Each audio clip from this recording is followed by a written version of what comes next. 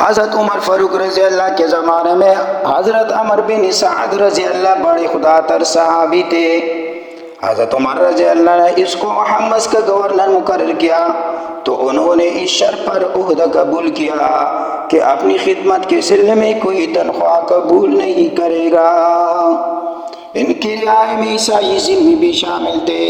ایک روز انہوں نے ایک عیسائی کو کہہ دیا، خدا تمہیں رسوا کرے، یہ کہنے کو تو کہہ گئے مگر سوچنے لگے کہ ان کو یہ کہنے کا حق کہاں تھا۔ حضرت عمر رضی اللہ کی خدمت میں حاضر ہوئے اور عرض کیا کہ اگر یہ عہدہ نہ ہوتا تو یہ بات منہ سے نہیں نکلتی جس سے اس عیسائی کو تکلیف پہنچی، اس لیے استعفیٰ حاضر ہے۔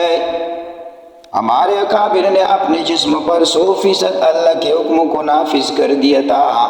وہ ایک لفظ احتیاط سے استعمال کرتے تھے، ہر وقت اپنے آپ کا محاسبہ کرتے تھے۔